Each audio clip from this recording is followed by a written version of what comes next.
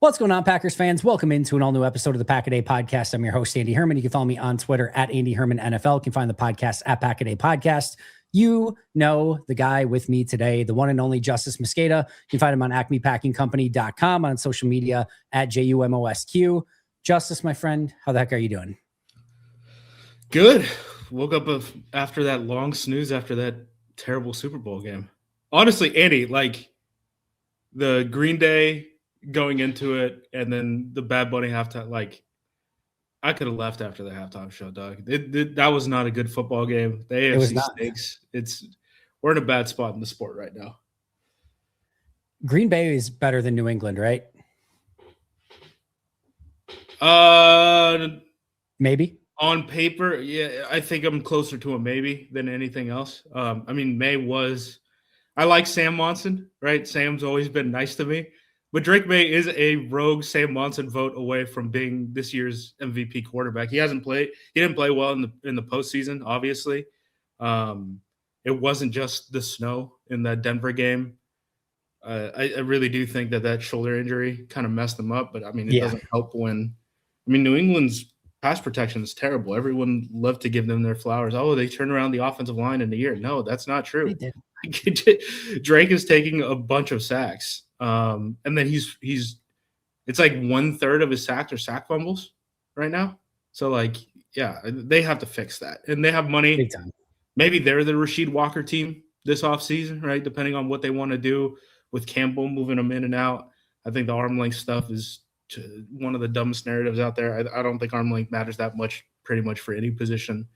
One arm is always longer than two. Right? Like if you're sticking your arms out like this, or if you're sticking your arm out like this, I can get in a NFL tackle's chest if I move my shoulders. I can't do it if I'm straight armed. And most of the stuff that they're doing is not straight arm stuff. He needs to work on his punches and the timing of it. But yeah, that Super Bowl stunk. I looked at because I started looking at some of these metrics after that game, actually, because that's what I do with my spare time when I come home drunk after going to the Super Bowl party. There's never been a time when two divisions in the same conference have been as strong relative to the rest of the league as right now. Like all the good teams in the league right now, like not all of them, but half of the good teams in the league right now are in the NFC North and the NFC West, right? Yep. And then there's the Cardinals. They're the unfortunate pinata. The red-birded stepchild. Not the redheaded, the red-birded stepchild. Yeah, good luck, Mike LaFleur. But yeah, I mean, teams are not playing well in the AFC. I know I think we brought this up mid-season when it was like week 10, and the NFC had a higher win percentage over the AFC than any previous year combined, or any previous year in the past. And that included like the post-merger teams, right? When everyone was like, the AFC is a fraud, it's an illegitimate league, all that stuff. The AFC was doing better head-to-head against the NFC in those times than they were this year. The AFC just desperately needs someone to figure out how to build a team around Burrow, how to build a team. I think Herbert is coming up. I think Herbert is trending up. The May situation is going to trend up. Like those teams have the assets to be able to build around those squads in the coming years. But, having little around Lamar, having little around Burrow, both of Herbert's tackles being out, May being behind a bad offensive line, Denver having a great defense but not having a quarterback, Houston having a great defense and then their quarterback turned into a pumpkin in the postseason. Like, just the AFC was not good this year. It was not. It really not. It really was not, and especially for a league that felt like anything could happen on any week, and how parity drove a lot of things. At least it felt like for a good chunk of the season, and like going into the playoffs, it felt like any team could win any game. I went into the Super Bowl feeling like, yeah, of course anything can happen, but it really felt like Seattle was just the clear going into the game. It felt like they were the clear and obvious better team. It felt even more so after the game. I said going into it, I thought Rams Seahawks was the Super Bowl in the NFC Championship game. I don't think New England beats Denver if Bo Nix is healthy in that game, honestly. I don't know if the championship, the Super Bowl would have been better if that was the Broncos instead. I still think the Seahawks are just better. But yeah, it was very clear both before and after that game that Seattle was just better. Yeah. Pretty boring game. Hate to see the season end like that when we were talking about the chaos all year, and then it's just like a snoozer at the end. It's like, great. It does feel weird sometimes how you get like a great season and then the Super Bowl is a flop, and other times you get like a kind of mess season and then the Super Bowl is just incredible. Yeah. That just didn't work out that way for it felt like we were due for a Super Bowl like that. I haven't gone back and looked at it. It just feels like we've had so many great Super Bowls over the last couple decades for the most part. Felt like we were kind of due for one of those, and we certainly got it. But what if anything did you learn? Any key takeaways? Anything Green Bay needs to learn? Anything any big things from that game? Well, I mean, I don't think anything novel to this game. Like, it helps to have defensive tackles. Like, both of these teams had defensive tackles. I think that's kind of the through line between both of those squads. But that was kind of it to me. Like, New England doesn't have good edges. They had one cornerback. Like, Christian Gonzalez did well, but that was kind of it. Their linebackers got exposed. Like, Seattle's running the system that theoretically Gannon is supposed to be running in Green Bay next year, right? So, I mean, that's one positive. I know they had a bunch of people get asked a bunch of questions because this is like when you're in there with press conferences in Green Bay, right? You get shot at like one question with the DC or something like that, and then it's like the next person. Yep. The cool thing about the Super Bowl is like if you guys go to like Doug Farrar's Twitter account, I don't know if he has a Blue Sky or whatever, but I saw it on Twitter. He was asking Leslie Frazier, who's been around the league for forever and is their assistant head coach, and just kind of went through like how coverages and mentality and just like the schemes have changed in the NFL. And he did a really good deep dive and got to ask a couple questions in a row to Leslie Frazier to actually kind of get that stuff out of him. And yeah, I mean, it's just the whole mentality is just if you could stop the run at it too high, like the world is your oyster, right? If you can pass rush while in the run game you're playing a gap and a half, the world is your oyster, right? Like everything opens up. And hopefully Green Bay can get to that spot. Yet to be seen yet. I do think that we are going to be a quarters team. I know people talk about how Gannon has said in his pressers and stuff in the past, like, oh, I'm very versatile. I call plays to what my players like, what their strengths and stuff are. I believe that, and I believe that in the front, and I believe that in terms of like, are we going to sim pressure? Or are we just going to play it straight and stuff like that? The coverages, for the most part, have been consistent. Like that's the through line from his time in Philadelphia and Arizona. He plays quarters, so I'm assuming that we're going to play quarters. It's a real tough thing to deal with at the NFL level, and the only way you can really cook it is if you're going against a Pat Mahomes or a Dak Prescott or something like one of these quarterbacks who just do really well in the pocket and can just deliver like a perfect ball if you ask them to. And those guys have to get hot at the same time. So it's one thing to game plan, week in and week out, or have some 4-3 and some 3-4 stuff if you want. We've even seen Jeff Hafley do a little bit of that with different lines throughout the course of the season. But at some point, you have to have a core principle, a guiding light, a system that you want to be able to run. And at some point, I mean, obviously they'll decide that they probably already have, but and we'll find out about it eventually. But you have to have something that you can lean on as your sort of bread and butter. Yeah, for sure. I mean, and you can do anything. You have so much time in the meetings and stuff throughout the week. You really can do anything in the NFL. With that being said, like the order of operations that you go with when you have a problem, like the toolbox that the tool that you reach in the toolbox for, right? I do think that matters, right? Where we talked about it mid-season with the LaFleur stuff. It's like he doesn't like throwing outbreakers. Well, you played a bunch of quarters teams who smothered you in the flats, and you couldn't get yak yards after Tucker Kraft left. So you had to go to the outbreakers. I do think one of the first tools that Gannon is going to go into pretty consistently is going to end up being like, hey, we should play quarters and see if they can run the ball on us. You mentioned obviously being able to, to stop the run when in too high safety. It is interesting of like the two easy buttons right now are, can you pass rush with 4, which has been forever, that's a long time. That's nothing new, but can you pass rush with 4 and can you stop the run in too high safety? And if you have those two things that you can do, you are just, I mean, scheme, a lot of the scheme stuff goes out the window if you can do that. It doesn't matter anywhere near as much. But yeah, if you can stay in too high and still stop the run, and if you can get after the quarterback with 4 and drop 7, that's a pretty good cheat code in the modern NFL. We've talked about this with all those cover 3 guys, right? With like Saleh isn't calling anything different in San Francisco this past year. He doesn't have a Bosa, right? He doesn't have what the Legion of Boom had on the line of scrimmage when you had Michael Bennett kicking inside, rushing the passer from there, Bruce Irvin, all those guys, Cliff Averill. Yeah, I mean, that's the key to football. We did it. We solved it. Here's the problem. Every team wants to do that now, right? Like every single team is going to want to rush with 4. Every single team is going to want to be able to run the football consistently. Every single team. I don't think that every team is in this market yet. But I do think like eventually like the meta in the NFL is going to be playing 2 high safeties and fitting the run from there. And again, like those DCs, they view fitting the run differently when you live in that world. When those guys who live in that world and are playing the quarter system specifically, they think you get 9 in the box even though you play 2 high safeties. So they're counting the safeties in the box, right? So like if you really have that mentality and you can execute it, yeah, man, that thing is hard. That's hard to stop.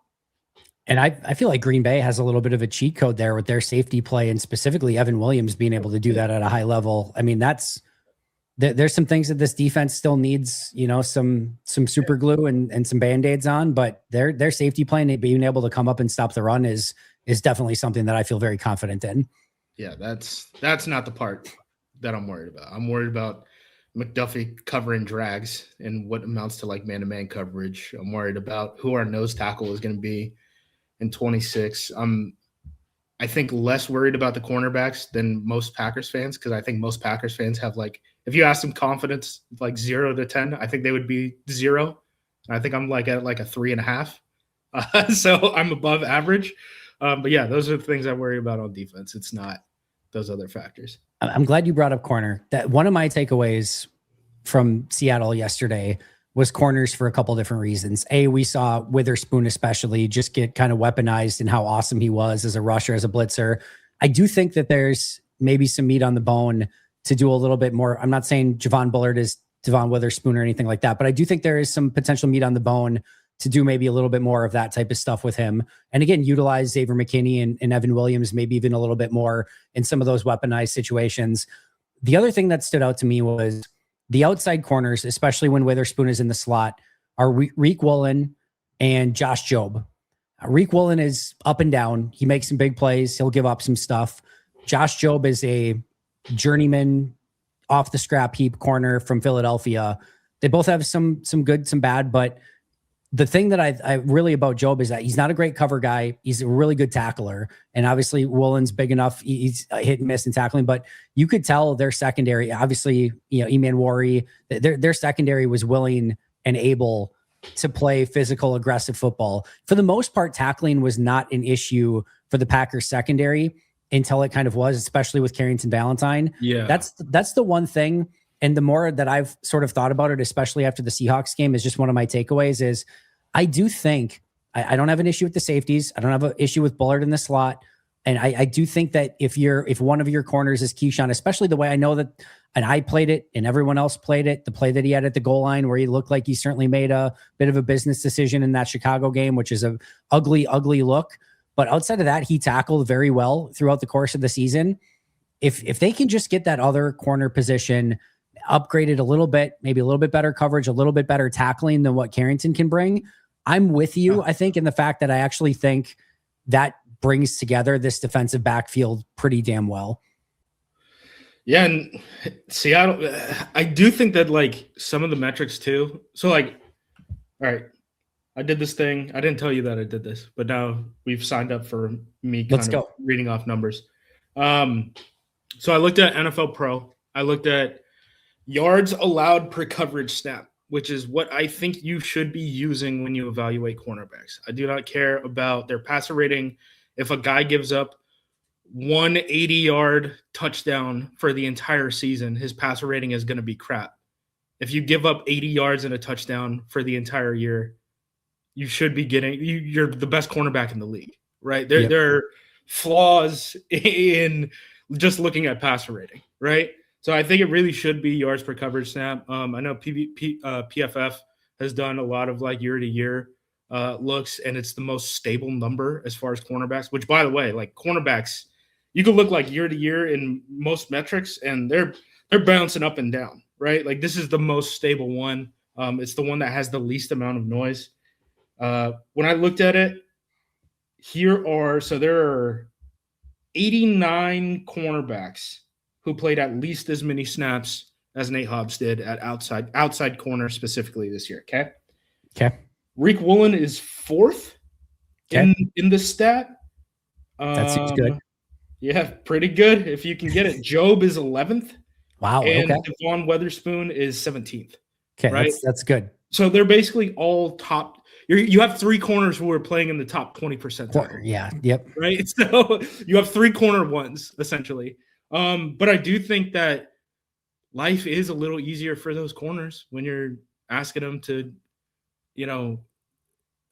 read and react rather than have to take a guy full field or have to sit back in zone and then wait to break on the ball until the quarterback is throwing it. Like you're not playing man coverage immediately, but after about 5 yards, you're playing man coverage, right? Sure. And even that being the changeup helps you a lot. Plus, again, the match quarter system, really what it amounts to, guys, is you're one-on-one underneath, and then the two guys, up to two guys, I guess I should say, that run deep routes, those guys are bracketed. Those guys are getting doubled is basically what this amounts to. And then if you're only running one guy deep, hey, guess what? That other guy's floating. He's playing poach. He's zoning off and then trying to make an interception. I mean, that's really what he's trying to do. So I do think it's kind of like an easier world for those cornerbacks to live in. I know people are like, all they do is like play press man and all that. It's like, no, that is not what they're doing at all, guys. Folks, they're doing the opposite. So do you have where are my Green Bay? Or you were going to say Hobbs. Where's Hobbs? And then where are the other? Oh, so I just set Hobbs as the low end because just from like a snap count standpoint, Gotcha. Right? That's usually how I do things. I just set a fence and then I'm like, okay, I'm not counting anyone after Nate Hobbs. That makes sense. Hobbs this is sorted by yards allowed per coverage snap. Yep. Okay. Hobbs is 56th. I was going to say 63rd, so I wasn't too far off. I'm going to say Valentine is 48th.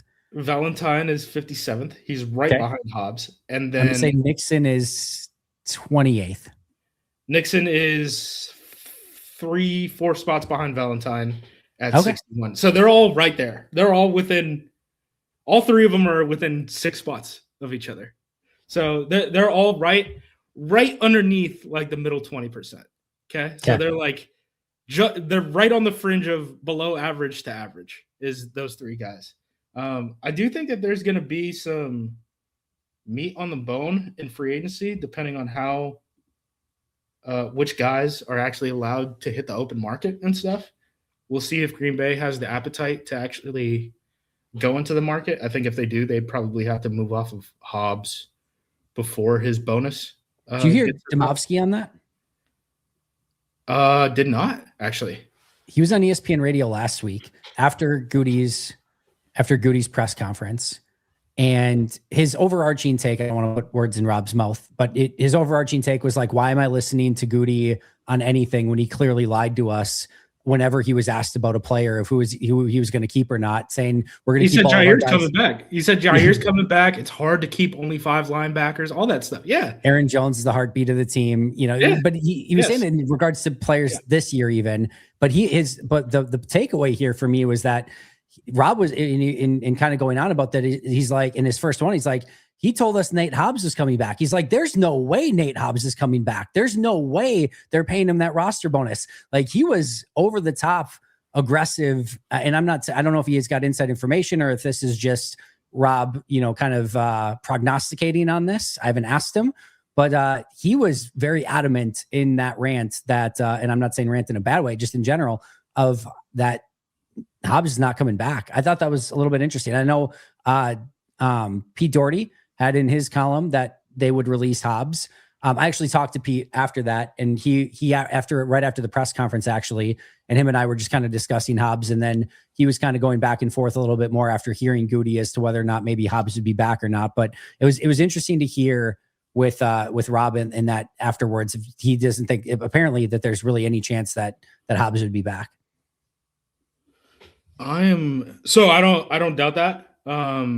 There's some interesting, I think we talked about it last episode, right? There's some interesting things I think you can do with the Hobbs contract. I think you can turn it into an asset. I actually think that you can kind of trade that contract away.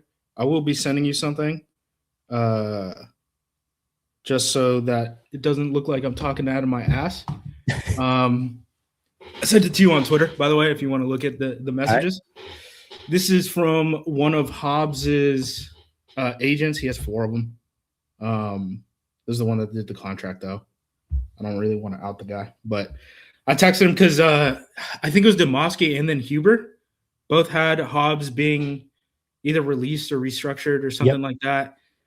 Zach Cruz wrote it up, so I sent the Zach Cruz article. Zach Cruz does good stuff, by the way. He's awesome. He's fantastic. I just sent it to him on Monday, February 2nd at around 1 p.m. Pacific time. I said, "What do you think of this?" And his answer was, "Don't really care what they think." So I don't know. I don't know on the Hobbs situation. I've kind of tried to pick at it a little bit. Not getting very many answers on it. I do think, like, if there's so many weird things here, because I do believe Hobbs's camp believes that he came to Green Bay to be a nickel and that the outside stuff was lip service. And then he showed up in Green Bay and it was not lip service. So what happens there, right? Because he was very much paid like a nickel. The NFL market reacted as if he was paid like a nickel. Because he was kind of the bridge in between Jordan Lewis and then there was the guy in Chicago who got paid, right? Like around the draft. I think there was a guy in Houston who got paid around the draft. Like he was the middle point between those where it went from 12 to like 13 and a half to like 14. Was it Gordon in Chicago that got the contract? Yes. Yeah. Yes. So he was kind of viewed as the bridge between those as the NFL market. So other NFL teams considered Hobbs to be that nickel too. What do they see Hobbs as? I mean, that's kind of the big thing that they got to answer for themselves. Because if it's an outside corner, I could see them saying like, "Oh, he was banged up. He dealt with 3 different injuries this year. He was never right. We should give him another shake." And if we fall on, okay, he's actually going to be a slot defender in 26 after we have another camp with him, and we have Valentine and probably 1-2 draft picks at the cornerback position. You would hope. Is that the worst thing in the world? Probably not. If they think he's a slot defender, I think you probably move off of him. But I think you could probably get value. Like if Howie Roseman, I'm going to use that as the example because he's won the boogeyman last year was Philadelphia, right? All people could talk about was stopping a damn the tush push for Philadelphia. And oh my God, the Detroit Lions are going to run the NFC North for the next decade. They didn't make the playoffs this year. Things change fast. Things change fast in the NFL. Howie would probably eat the bonus and then turn him into an asset because he would be at like 60% of his contract value of an average starting NFL slot defender who's a veteran. And you could probably get a draft pick for that. So that's an option.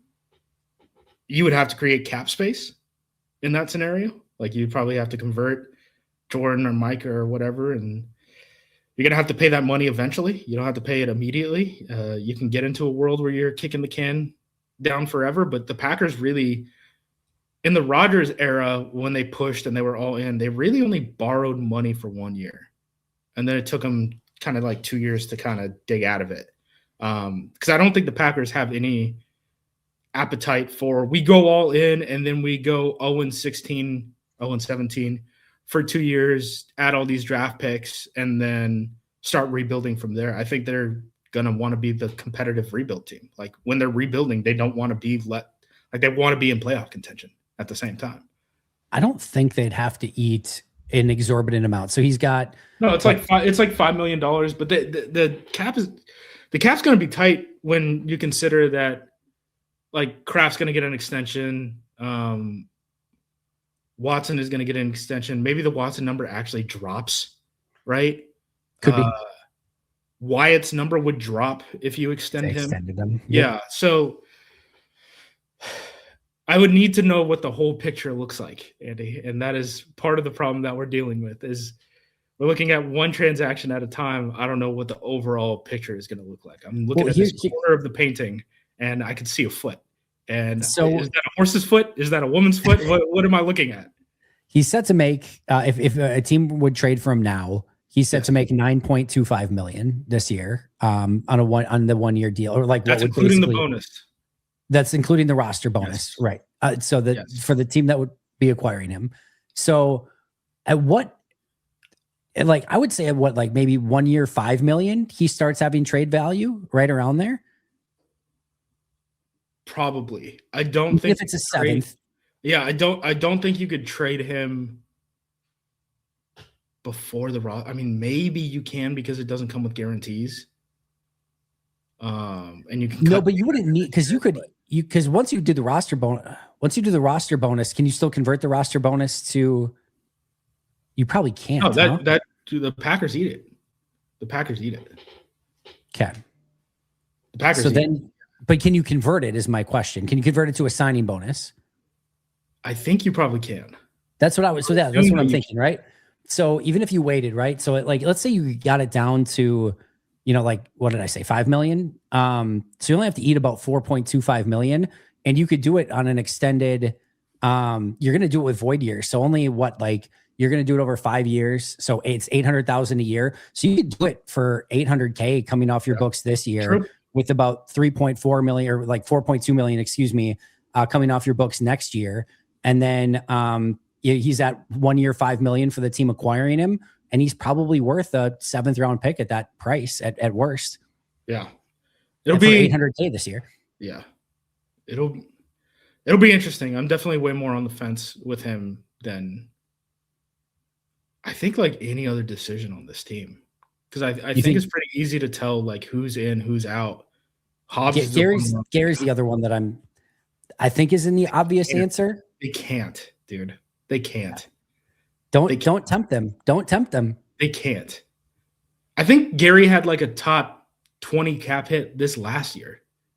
It should be an obvious decision. It should be a clear and obvious decision. I'm not arguing that at all. I know, dude. I don't have any faith. I don't have any faith in anything. I know Goot went up there and was like, well, he had some early sack production, right? And it's like, dude, Micah was running guys into him. Like that's. I actually thought of all the answers that he gave, it was the least complimentary of Gary, that he actually was like, he actually gave some criticism of anybody. So he usually doesn't even do that. There were a couple in there. I always find like the anecdotes more, because again, we've been saying this for years, right? Like they go up there and lie to you guys. Yes. Pretty consistently. Job description. they do it pretty consistently. I always think the anecdotes are more interesting. So like, I thought it was interesting. He was like, yeah, Ed Policy finally got a chance to see how we like work things out together, because he didn't really know what that situation was. So I'm assuming Ed Policy isn't very involved with football decisions in Green Bay, folks. That's a good thing. I would argue. Yeah. I mean, yeah. I want to put a pin in this. It reminded me of the Harlan story that came out Super Bowl week. Okay. And then the second thing was when they asked about him and LaFleur working together a little bit closer, and he was like, "What? You guys want us to move in or something? What are you talking about?" Which is, again, something that I've heard from people who have been in Green Bay before, where it's like, yeah, Goot really is working with the coaching staff a lot closer than like Ted did or anything. So I believe that. Again, for the most part, I think they were lying a lot. The Bob Harlan story, Kevin Harlan went, I don't know who he was talking to. He was talking to someone Jim Rome, right? It was Jim Rome, yeah. At the Super Bowl, and was basically like, yeah, dude, the Packers were going to be like financially insolvent in 1999. And that's when they had to start boosting up all the building around Lambeau and all this stuff. And that's when, that's a year removed from them going to back-to-back Super Bowls at that point. I I think I looked up the record and it was something like. Well, 99 would have been after. They went to back-to-back Super Bowls in 96 and 97. Right. Yeah. But I must. So the 98 season and then. It's a couple years removed. Sorry. Yes. Right. Yes. Yep. But yeah, just keep that in mind, folks. Like, it's not about. This league does not work in a way where you win football games, you make more money. And therefore, your program is off in a better spot. That's not how this thing works at all. Again, the Cleveland Browns are the highest spending team in terms of player money over the last 6 years, and they have nothing to show for it. Shout out to Kyle Kuzno for pointing out too that there needs to be more recognition of Bob Harlan and what he's done for Green Bay. Big time. Well, season's over. We're officially in off-season mode. No more Luigi's Victory pizzas, no halftime pizzas, no pregame pizzas, no postgame pizzas. Wrong. There is no off-season when it comes to Luigi's Pizza. That's as simple as I can put it. And that's why today I'm so excited to talk about the Luigi's Original Deluxe Pizza, Wisconsin mozzarella, Italian sausage, pepperoni, mushrooms, green peppers, onions, black olives. This thing is stacked with toppings. A 12-inch thin, crispy crust made in Wisconsin since 1968. That's why they're so good. They've been doing it forever. Crisp, crunchy, satisfying, delicious. If that's what you're into, well, then there's nothing left for you to do than to go to the freezer section of your local grocer and find that beautiful Original Deluxe Luigi's Frozen Pizza, because there is no off season when it comes to eating pizza. Check them out over at luigispizza.com and on social media at Luigi's Pizza. Hey friends, it's time to get our sleeper picks in for this week. But before I do so, I just want to give a huge shout out to Sleeper for not only partnering with us here at the Pack-A-Day podcast, but for making the football season so insanely fun. I know you guys enjoyed it because I got so much feedback from you guys and making your picks every single week. But also, I had a ton of fun getting those sleeper picks in. It really became part of my routine every single week. I enjoyed the heck out of it. But that doesn't mean it has to end here with the end of football season. We've still got hockey, basketball, a ton of other stuff. And sleeper continues. And I know I'm going to continue to get my sleeper picks in, even though football season is over. And I've got some picks for you this week. I'm going Cade Cunningham. I think he's going to have a monster week. Anthony Edwards, Tyrese Maxey. I've also got Connor McDavid and San Jose, my San Jose team in the NHL. I cannot, wait enough to kind of start watching them a little bit more now that football season is over. Team picks are here on Sleeper. You're going to want to check that out when you get an opportunity. And we've got some great promotions per usual. You can get a 100% match up to $100 by utilizing code Pack-A-Day. Again, 100% match up to $100 by utilizing code Pack-A-Day. Also for new users, as you can see on the screen here, get free $20 entry for player picks. Terms and conditions as always apply. See Sleeper for details. They're available in over 25 states nationwide. So what are you waiting for? Check out Sleeper as soon as you get the opportunity. Going back to corners for just a moment, we talked about, there could be the appetite, or there could be the possibility of maybe adding to that room and adding a player in free agency. Actually, to me, center and corner probably make the most sense, depending on what they do with Sean Ryan, to potentially add in free agency. But I just don't think there's going to be nose tackles is the reason I don't think nose tackle is up there. Like, I'd put nose tackle as their number one need, but I didn't love the options. Bodies are going to hit. Did you hear my idea? No, we signed a Tonga. I'd sign Tonga. That is one somebody brought up today in the members chat. I actually should have had him on the list. I don't know. I forget who brought it up in the members chat today, but especially with him working with Gannon in Arizona, in 2024, I didn't have him on my list and I should have. So that's on me. That's my bad. And kudos to the member who brought him up today as an option. I would contact Tennessee about T'Vondre Sweat. So there was Sweat buzz at the trade deadline last year of that he could potentially be traded. Now Salah comes in. Salah hasn't had a tendency to have the 360-pound guys on his defensive line. They want to gap shoot. Yes, exactly. I mean, they're guys that shoot they're kind of halfly like they're. I mean this in no offense, but I think this tree should be dead at the NFL level at the same time. They're a dumbed down version of what Halfley does, right? So yeah. So if they don't want him, and they're willing to trade him, 2 years left on a cheap contract for a 360-pounder that's got some juice and meat and that's tough to move, I'm in. Sign me up. Find a way to get it done. It's not going to happen. We don't have to go into it too far, but I would be interested. That's for sure. There's no bad ideas right now at nose tackle. There's no bad ideas. I'm willing to hear pretty much Keeping anything. things status quo is the only bad idea at nose tackle at the moment. Yes. Yes. All right. So let's talk corners, though. You said you did some research and had some corners in mind in free agency that might fit. I did an episode recently, so let's compare notes. Who goes to the top of your list? Yeah. So I basically just sorted by that stat that I was talking about, right? Okay.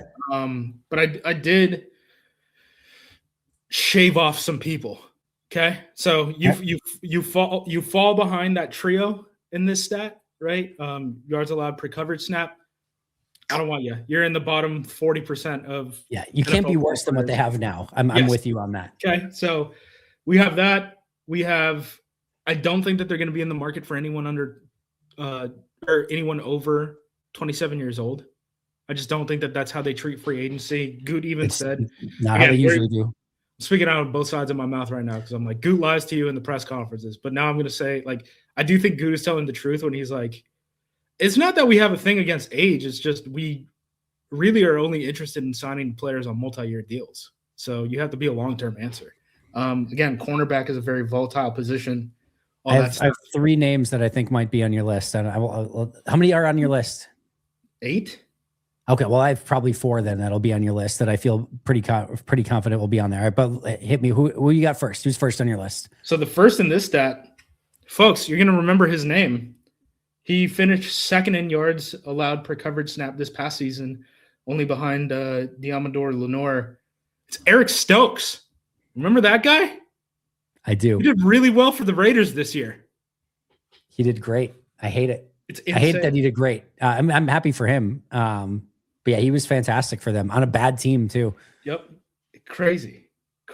I don't think they would do it. I don't think they would do the Stokes reunion. Maybe I'm wrong, but it felt like things fell to the point where Green Bay needed a change of scenery. Eric Stokes needed a change of scenery, but you never know in this league. This league's weird.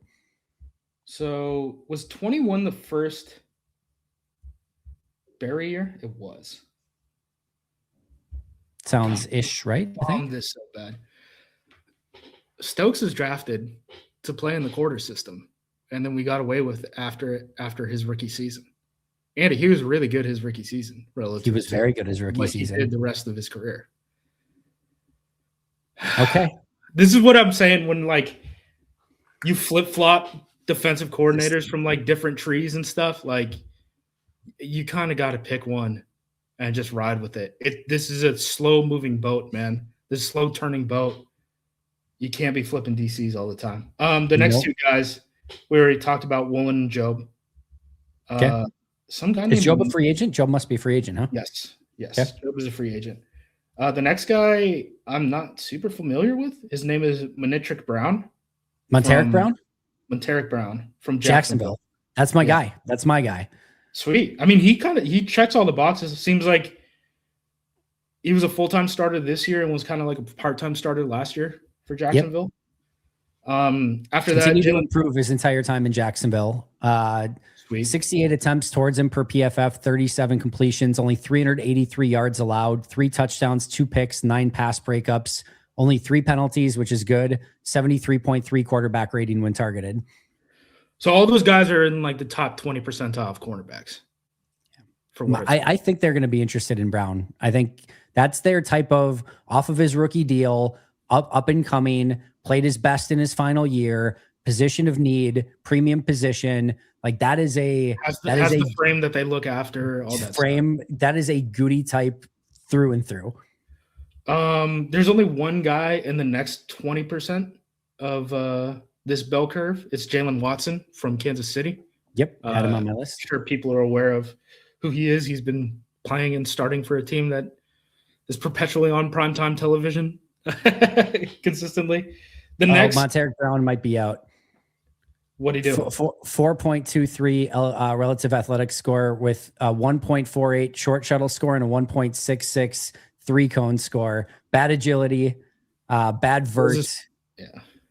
Yeah. We've taken some guys with some bad agility numbers. Well, they do change things when they sign people. It's more of like they use it as an eliminator when they're looking to draft people. And then once they see that they're good in the NFL, they don't care anymore. Like, oh, you're a good player in the NFL. It doesn't matter what your scores were anymore. Yeah, Banks is not a Packers type offensive lineman from an athletic standpoint, but like Belton is, Jordan Morgan is, all that stuff. The next guys are kind of like cautious tales. The final three ones on my list. We have Jalen Armour Davis from Tennessee. He tore his Achilles tendon in week 17. Cam Taylor-Britt, who if we believe some of these rumors, right, the Packers were listening to trades or interested in Cam Taylor-Britt around the deadline. He ended up having to have a Liz Frank surgery like right after the deadline, so that's not a great situation. And then the final guy on this list, Trayvon Diggs. You ever heard of him? I did. He made the cut too. So yeah, I think so. If we're going non-Packers, guys who haven't been in Green Bay before, if we're not counting Diggs, we're not counting Stokes, we're not going the injury route, then I think we're down to 4 corners. We're down to Woolen, Job, Manetric Brown, and then Jalen Watson. I mean, that's kind of what it boils down to. What was your snap cutoff? How many snaps did they have to play? Oh goodness. Here, I can look. It was 148 in coverage at outside corner. Okay. How hard is it for you to look up 2024? I can probably do it. I'm curious where Joshua Williams ranks. Joshua Williams. I can do it. I have faith in you. Cut some of this. The grind is the beauty. This is where the big money is made. Yep. Well, I just looked at him for passing stats, so I'm a moron. I'll get 24.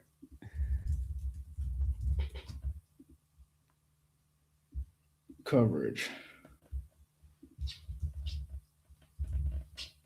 Very good. Very good. Very good. Keep an eye on him too. He was out all last year in 2025. He only played 17 snaps, was out with injury. He's been good in his career. He's 6'3", 193, was a 4th round pick by KC's coming off his rookie contract as well. If KC prioritizes a corner, they probably are prioritizing Jalen Watson. And I could see Joshua Williams ending up elsewhere. And he's been pretty darn good when targeted and with everything. It's just, can he stay healthy? So what Green Bay probably needs most is an off-injured corner. That's what they could really use. But no, he's been good when healthy. And if he could stay healthy this year, they might get him at a little bit more of a value just because he is coming off a fully injured year. This guy from Purview? He is Fayetteville State. Fayetteville State. Goodness gracious. Yeah. He would have finished like 8th in the NFL in 2025 with his 2024 numbers. Yeah. He didn't play a ton. He only played 411 total snaps, 282 in coverage. So it was a slightly scaled back sample size, but he'd be another one. Monteric Brown and if Jalen Watson could get in the conversation, sure. But Joshua Williams would be kind of my more interesting one. Those would be the 3 that I think make some real sense for Green Bay. But Brown is really intriguing to me. And I think, like I said earlier, he kind of checks the boxes for what they look at in free agency. Yeah. And that's really what I'm just trying to do. I'm just trying to make watch lists, right? So like Woolen, Job, guys, the guys in the crazy secondary that just won the Super Bowl, I'm sure they're going to have interest, but I wouldn't have known about Monteric Brown unless I started looking into numbers and stuff. Jalen Watson, again, another one that I think would have been pretty obvious. He's going to be in a lot of these top 50s that you guys see and stuff. Yeah, no, we had a very similar list for the most part. I threw other names out there that were a little bit older to Jamel Dean, if they were willing to take a shot. Yeah, he had good numbers. I had him as an age guy. Like the older guys, were like Darius Slay, Trey White, Rasul, Chidobe Awuzie, Jamel Dean, Rocky Sin, Benjamin St. Juste. I think James Pierre, Jack Jones, and Kobe Durant are all guys who are both on the older scale and the smaller scale for Green Bay. So I think that's like double knock as far as they see it. St. Juste is an interesting one if they wanted somebody a little bit cheaper to me too. 6'3", 200, 20. He turns 29 in September, so he's 28 technically right now. He's coming off his best season, although again, it was a a limited sample size. Yeah. It's just so hard with these cornerbacks, man. Like, I don't know why we get hyper fixated on the running backs. Like, the running backs die at 30 years old in the NFL. Buddy, everyone is like, there's very few positions outside of like the offensive line and quarterback where you want guys on the other side of 30 years old. And kicker's the only one. Maybe long snapper, maybe punter. Go find me a list of all the old cornerbacks in the league who are not just like the longest dudes in the world and are not just being asked to like jam guys in cover two.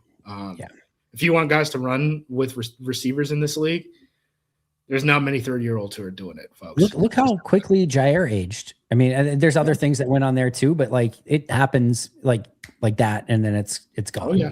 Oh, yeah. It happens very quick. If you lose a step at corner, like remember when Pat Pete was dealing with the like undiagnosed diabetes stuff?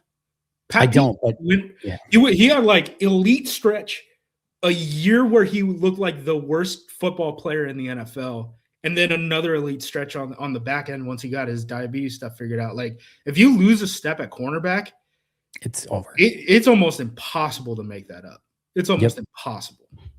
Which is why I thought Rasul was going to be toast after Buffalo, because he lost a hard step in Buffalo, and then he sort of had his second revitalization of his career in Miami. I would still buyer beware the hell out of that thing. Yes. Once the corners get that old, dog, I'm not look, have fun signing older free agent cornerbacks. It won't be me. It will not. I'll take the L on last year. I said stay the heck away, and then he had a really nice year in Miami.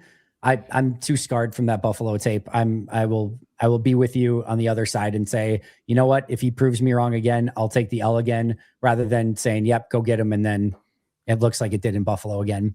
Yep. All right. Some others. There's the little bit of buzz. Romeo Doubs could still stay in Green Bay. I call BS on it. I'd be curious your thoughts though. I don't think so. Not after we drafted Matthew Golden and they tell you what they're going to do before they do it. They tell you what they're going to do. They told us via draft, we're going to move on from Romeo Doubs. I put it at under 5% or right around 5% maybe, but could they do it? Sure. That's just it seems like a very bad use of resources unless you're going to turn around and trade Jaden Reed or something. It doesn't make any sense to me. Yeah. And then play Matthew Golden in the slot? Yeah. For the next forever in perpetuity, because Watson's going to get an extension too. So, I guess Watson could play in the slot too. Wicks can play a little in the slot this year. Third downs. Yeah. I mean, I think if you gun to their head, like you ask LaFleur if he wants to have Watson outside or Matthew Golden outside, he's going to pick Watson every single time. Correct. Rightfully so. Yeah. So, yeah, I think it would be really tough. I know Fowler had that and he wrote it up. We also saw Romeo do a uncharacteristic like Radio Row and like they're in free agent mode. Well, that's what I saw that and I was like, yes, dude, his agent's doing a great job. And I think the agent's probably the one that's saying, yeah, Green Bay is really interested in bringing him back. Drum up that interest. You're going to have to pay a pretty penny. I don't buy it. I will be very, very surprised if he's back in Green Bay. Because it came out Pickens is going to get tagged, right? And then I didn't see that. Is that true?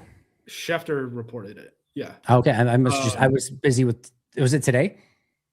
No, I think it was like 2 nights ago. But it was at I was busy crazy time, West Coast time. So you probably didn't see it. And then if Alec Pierce gets the deal done, I don't know how many receivers are above the line of Romeo Doubs at that point, right? Like those are kind of the big ones. The two. So, unless Mike Evans is out there, that's an interesting situation. Yeah. I guess it's technically the same position, but they're such different markets. Like completely. Yes. Yeah. And there's not either way. There's not many. If there are, there's not many above Romeo. Yeah. So we'll see. I still think, well, actually, I don't know that for a fact, but like last offseason, I think the market would have been like the Khalil Shakur deal. And now, that's the one I've been pointing to too. To me, it just makes all the sense in the world. Something now, like if he's the guy, he's the guy, dog. It only takes 2 people to start a bidding war. Everyone else can hold the line and say, "Hey, we think you're a $13 million per year receiver," and then 2 guys are like, "Well, we'll be willing to go up to 20." Then he's getting paid 20. He's not getting paid the average of what everyone thinks he should get paid. He's getting paid what the most he can get on the market is. And I'd be willing to bet you. I bet Green Bay's offer would come below the Shakir contract and be like, yeah, we'll bring you back for $10 million a year. And he's like, I can get like Green Bay 18. doesn't even like, do that. Like Green Bay just doesn't offer guys. That could be too. That like, could be how too. many times do we have to like? All the guys who leave Green Bay are always pissed that they never even get an offer from Green Bay, right? So if they know that they're going to come, if they can't at least give him the Shakir deal, they're just not going to give him an offer. It is funny because like, what would you rather have as a player? Would you rather have the, I'm not going to offer you a deal, or would you rather have the, you know, you're worth 18 mil on the open market and Green Bay calls and says like, we'll give you 6. Like what's more of a slap in the face? Probably the 6, right? So I think that's why Green Bay doesn't offer. That's what I mean. Yeah. Like, I think that's their logic of like, hey man, don't come back. Like we're not going to pay you what you want. You're not going to take what we want. Let's just move on. All right. I wanted to ask you about this one. It's not specifically Packers related, but I think it's a fun convo. The Schefter report today that there's somebody that's going to propose that trading draft picks goes from 3 years out to 5 years out. So is it Cincinnati or is it Minnesota? Right? I feel like we're all seeing the same thing here, or maybe the Raiders, I guess. Somebody wants to be able to trade picks a little bit further out, have a little bit more flexibility. That's for damn sure. I wrote it up at APC. This is so stupid. This whole league is based off of parity. It's why they do the national TV rights, all that stuff. It's why they make a ton of money. They can like hope farm at the NFL draft, all this stuff. And now you want to strip a team of draft picks 5 years down the line. And the problem is the teams that are going to be making those trades are going to be general managers who are on the hot seat. It's going to be teams like it's the dumbest teams. It's like going to be the dumbest teams. Like look at what happened this past weekend for Atlanta, right? Fontenot was a general manager for 4 years, never had a winning record, got the 5th year under blank, traded a future first, dropped 55 draft slots in day 2 so that they could go up and get James Pierce as a Hail Mary of like, we got to fix the pass rush. If we don't fix the pass rush, we're not going to be here next year. James Pierce had red flag. You talk to anyone in the draft world, they knew about the red flags about James Pierce, which, to be fair, from what I had heard, none of it involved any sort of like domestic situation or anything like that. It was just like, this dude is terrible to be around. People hate working around him. Tennessee was not mad that he left and went pro early, all this stuff. Had a pretty good season overall. Had a good season, and now like he's got what 5 felony charges, and like is that bad? For real, might go to prison.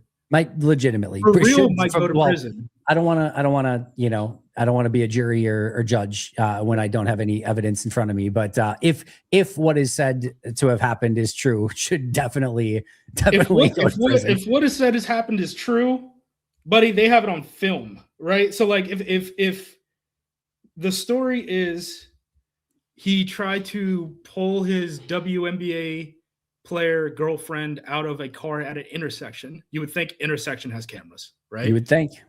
He backed up into her. She drove to the police station. Then he hit her car on the front end, and they tried to flee the scene too. Right? Yeah, like got into a fight outside of the police station with like a bunch of officers. Like that, all of that is going to be on film, camera, right? Yeah. So, like, I'm not worried about evidence collection. Doesn't look great. Doesn't look great. Yeah, but no, it's going to be teams like that. Like Minnesota is a team that is desperate enough to do this. When we're talking about these things where it's like the NFC is so tough right now and all this stuff, and you better get a quarterback. You better in the NFC North. You better find one because Dan Campbell's not going anywhere, right? Ben Johnson isn't going anywhere. The Packers are in year like 30 plus of this program at this point. Like they're not going anywhere. Like if you don't want to finish in last place again, you got to probably shake some things up. And like, is Ryan Grigson gonna be the guy who's pulling strings and making you trade all these draft picks for Joe Burrow so that he can get the GM job? Like, good grief. Okay, should we let guys do this? It never makes sense to me, Andy, that you could trade a draft pick that is further into the future than your contract as a general manager. If you're on if you're a good owner, you shouldn't allow it to happen. Yeah. Yes. Yeah. And all these rules are really made to like make it easy for the owners. So the owners who have no idea how to run a football program can still just bank on like, okay, at least we should be like 500 average, in perpetuity. And this works against that, which I guess helps a franchise like the Green Bay Packers, because I don't think that we're ever going to be doing something like this. It's funny to me now. It's funny to me now in the NBA, because in the NBA you can trade 7 years in advance. Now you can't trade back-to-back years and things like that. They've got rules for it, but it is funny now that I have a 12-year-old to think like when teams are trading their 2032 first-round picks, like, well, clearly that's like my son's draft pick just got traded in 2025, 7 years away from. And it's like, what are we doing, dude? What the hell are we doing? Grade. He's a sixth grader. There's probably fifth graders that are going to be in that 2032 NBA draft. So yeah, it's crazy. Here's where I want to get your real thoughts on it. If they change this and you could go to 5 years instead of 3 years, we know that it's the dumb teams that are going to do it, but smart teams are going to take advantage of it. Yes. Do you feel like this would be something that would be advantageous or disadvantageous to Green Bay if the rule went through? And I think, before you even answer, I'm going to lead you, because this is what a bad interviewer does. On the surface, it would seem like this would be a very good thing for Green Bay. They're not going to be the team that trades away future picks and makes a huge mistake and does something like this.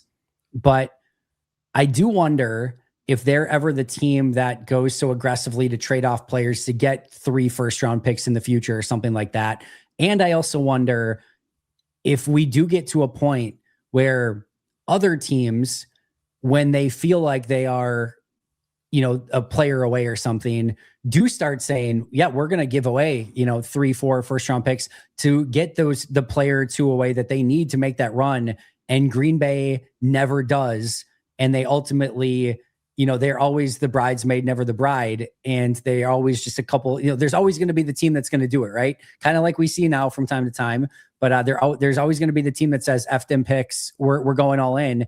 And if you have to go against 2 or 3 of those teams every single year that are saying we're all in on doing this, and they're never the team that's getting the picks in exchange, they could be in a weird no man's land. I think it's going to benefit, but I'd be curious your thoughts. Yeah, I still think overarchingly it's going to benefit, because what it's going to do is it's going to hurt teams who have no impulse control. And if there's anything that's true about the Packers, we are the kings of impulse control, right? To the point that it drives fans crazy.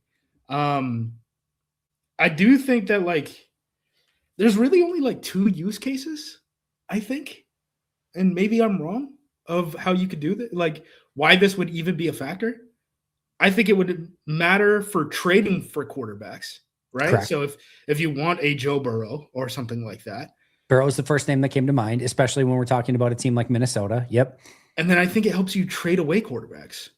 Correct. Too, right? Where if you're like, hey, man, dude, obviously we want to move off of Tua. Obviously we want to move off of Kyler. Does this make it more palatable for us if we can package it with a future first-round pick and do all these cash swap things and stuff? But to use an NBA example, there's probably a world in which Giannis would have been traded to a Golden State or a Miami or one of these teams if they had 2 or 3 more first-round picks. If they could have gone a few more years into the future and they'd use those picks, they probably would have done it. And Milwaukee then probably gets to say yes. But because Miami was limited to basically 2 first-round picks, and Golden State was basically limited to 3.5 first-round picks, basically, there was a limit to what they could ultimately do. Yeah.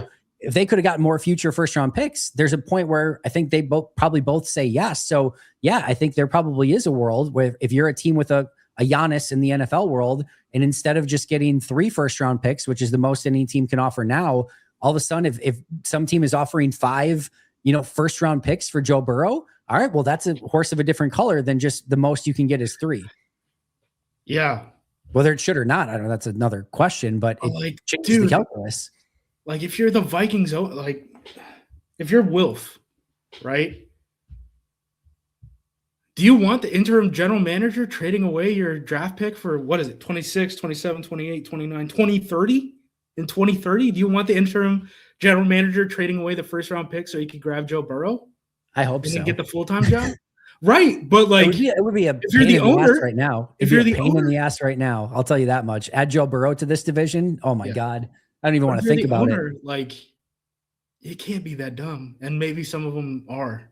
Because ultimately this is gonna come down to like the owners' meetings. This isn't gonna be like the competition committee or anything like that. It's not gonna be the players and general managers or the coaches and general managers deciding on this. It's gonna be ownership. Just seems dumb. Also, are we just done with parity in the NFL? Like we do not have a functioning salary cap and we could trade away first round picks from 5 years down the line? Are we just done pretending that the salary cap is for anything other than wage suppression? We're just done with parity?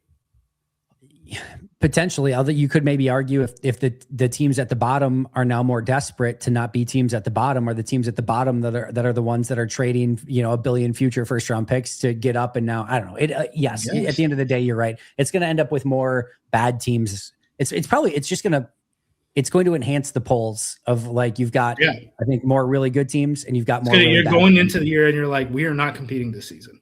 And I look at the Rams. The Rams. If the Falcons, man, from a Packers standpoint, we are and from the rest of the NFC standpoint, we are very, very lucky that the Falcons went on a win streak to end the season, because that thing was trending towards maybe being a top 7-ish pick for the Rams. And now the Rams, who again were probably the second best team in the NFL. Again, I think that was the semifinals against the Seahawks.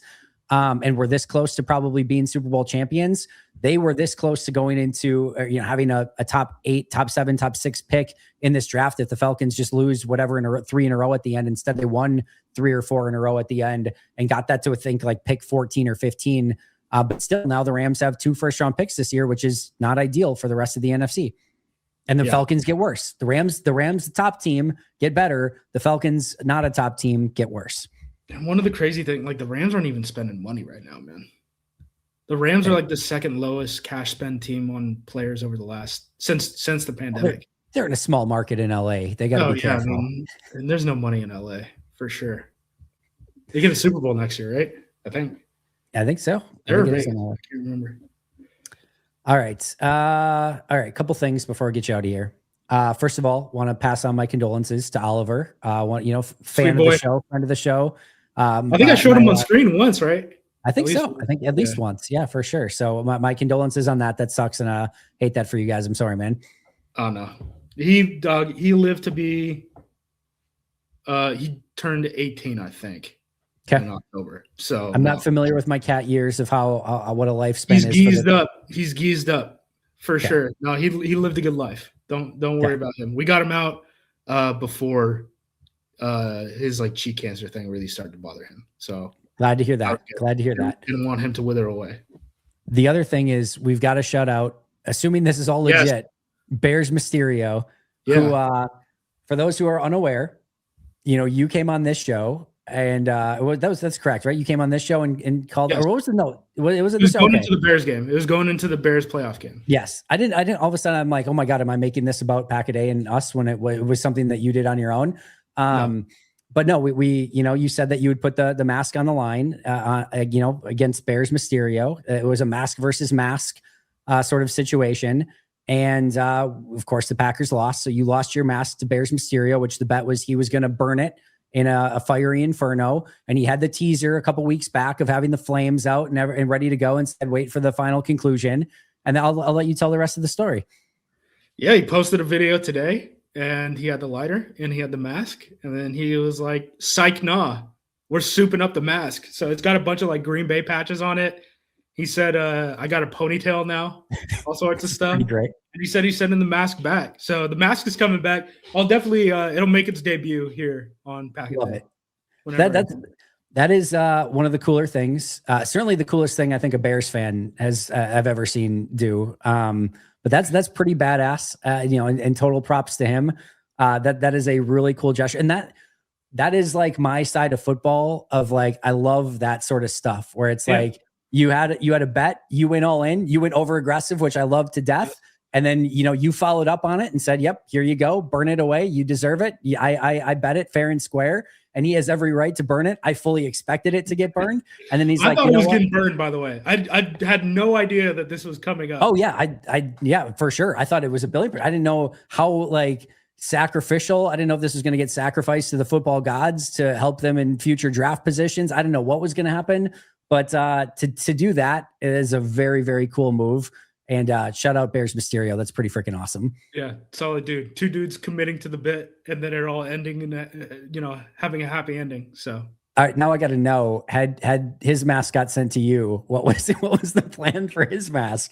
If he said, I was honest, I was going to put it up on the wall. okay, I was going to have it be a pelt, but now I feel bad that I was going to have it be a pelt because he was a nice guy. But I feel like that's the whole ordeal. That's true. That is true. But either way, that's amazing, and kudos to him, and shout out to him. Good karma for him, and the Bears fans and fan base still has a lot of work to do to gain karma back in totality, but that was a good step for them. Kudos to him. It's going to be a long time, man. I think we're going to be going head to head. He just tweeted right as we said this. Oh no, maybe it's just back at me. For him? Oh, he's just responding back to people that have shouted him out, which is very cool. So, all right. Final thoughts before we get out of here.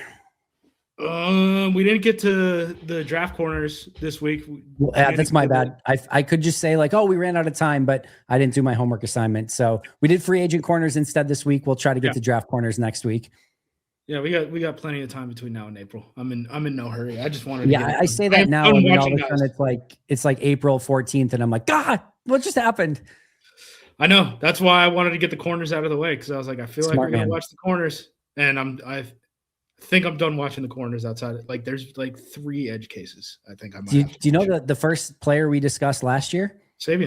Savion Williams, and they drafted him. So whatever one we end up very obvious what type of wide receivers the Packers like. It's to just be we're very specific on not every position, but a lot of positions. Like corners, we do not want small guys. It's not that we want big guys. We don't want small guys. Offensive line right now, outside of center, we want big guys. Running backs, folks, if you've looked the last like 2 years, like really everyone LaFleur has had since the A.J. Dillon draft outside of Aaron Jones, folks, we want like 220 pounders.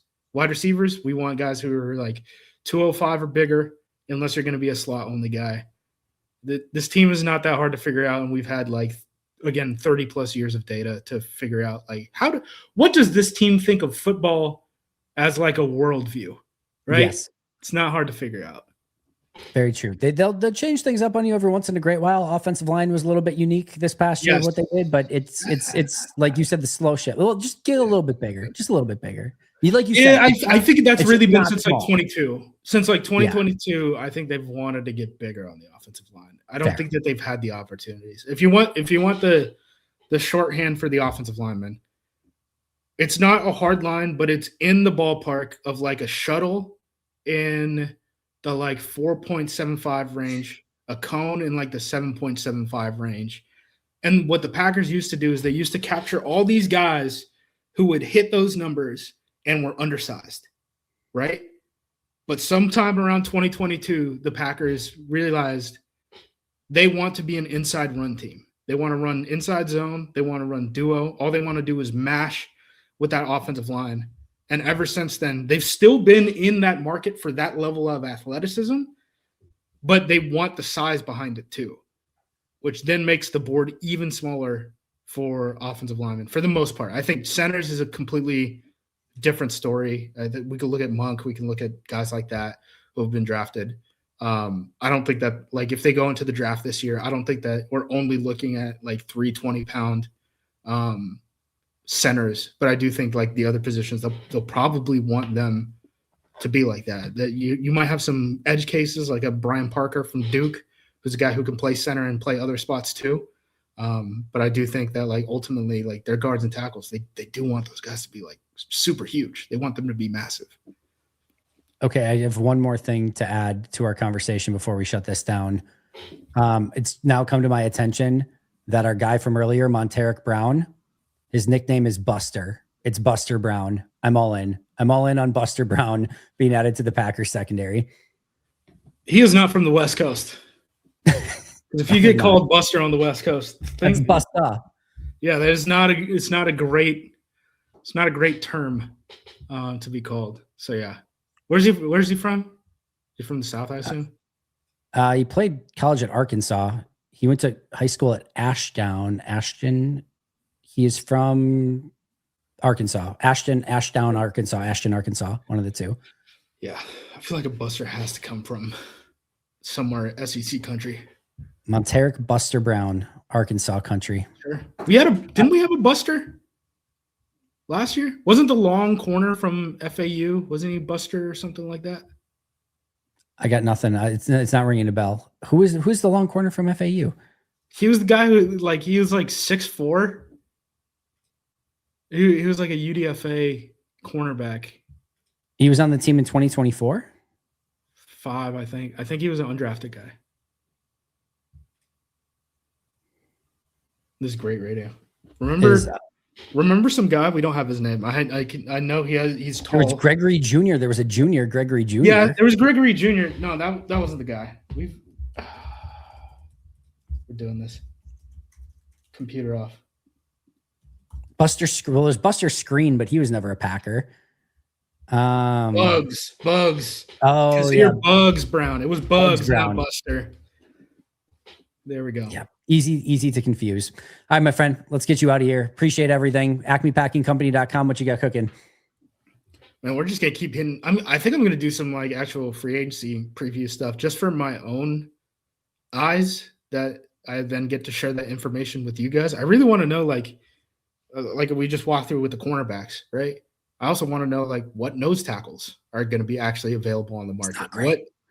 I assume it's not great. I'm going in assuming I'm probably going to want to come out and be like Tonga or bust, basically. And then I want to do the same thing at the center position too. So here are the top defensive tackles, either via cut candidates or free agent. I'm not going to say names. Because I know you want to go into it blind. I'm just going to tell you the ages of the people that could potentially make sense. 32, 40, 32, 29, 31, 31, 33, 29. That one I didn't put. 32, 32, 31. It's not looking great, fellas. I'm going to be honest. It's not looking great. How old is Tonga? Because Tonga was a BYU kid, so he might. Tonga again. I didn't have him on my list. That was my bad. So because he might have been. He turns 30 in July. Wow. So I did the draft. Wow. He was 20. He might have been overage coming out. He was a BYU kid. That's what I said. Yeah, that's why I was like, he was a BYU kid coming out of a pandemic season. So, he was 75 when he's the exact opposite of Kenny Clark. He was 75 when he got drafted. Yeah, so it wouldn't surprise me if he was on the older age. So yeah, that's not a shock.